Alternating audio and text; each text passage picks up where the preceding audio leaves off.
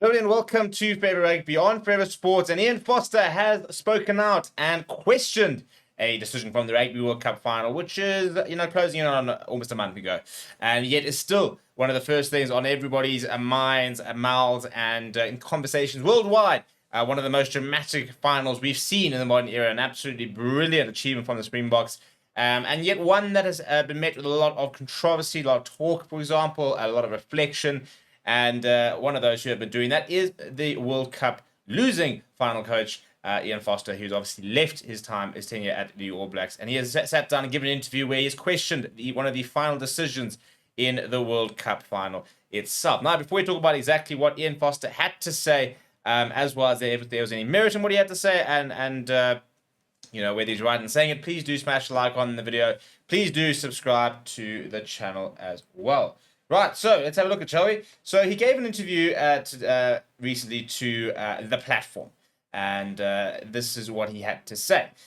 He said, you can look at some of the controllables. There was a great Geordie Barrett chip in the first half, and Oddie ran onto it, the ball didn't bounce his way. So talking about sort of reflecting on the final and kind of where things were lost, where things were won for Springboks, stuff like that. He said we had a couple of goal kicks in that last 20 that didn't go over. He's right about that. He says, I think the World Cup should have finished on a penalty to us, near where Geordie missed his first kick. Quagga Smith clearly had hands on the ground when he won a ball at the breakdown that we didn't get a penalty for. The drama of having a 48-meter penalty to finish a World Cup, that wouldn't have done anyone's nerves any good anyway. But look, there's a whole lot of what-ifs, but that's what it is. Speaking on the World Cup as well, in terms of the loss, he did admit, he said he might not ever get over the loss itself, saying we've always said World Cups were unique, and you look back at 2011, for example, we won a really tight game against France, 8 points to 7. People forget about how tight that game was. They just remember the victory. There were cries for the French for a penalty in the last part of the game. Am I philosophical? I guess I'm about it, but what I've learned. I'll never get over it, I don't think, but there's no point as carrying around a lot of anger about it either, because it doesn't change. We've just got to acknowledge that's what finals are about. There's a bit of drama on all counts. And I think that sort of final part is really sort of summing up where we probably need to be. We've had now time to talk about, decisions, to talk about what went against Springboks, what went against the All Blacks. Obviously we had that whole issue last week with World Rugby allegedly confirming to the Springboks that they got a decision wrong, for example, that led to even more sort of talks and stuff like that. But it's interesting to see sort of Ian Foster sort of reflecting on it. And basically, I think the big thing that he says that's what finals are all about. There's a bit of drama on all counts.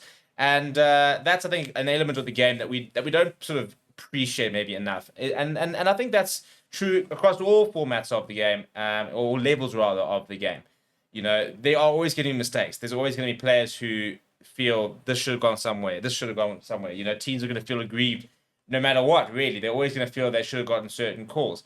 And sometimes they've got a valid point, sometimes they don't. But in the same regard, when they do feel they got valid points where they didn't get a record chance of, you look again at a video at videos of the game, there were penalties that they would have gotten that maybe they probably shouldn't have by the letter of the law.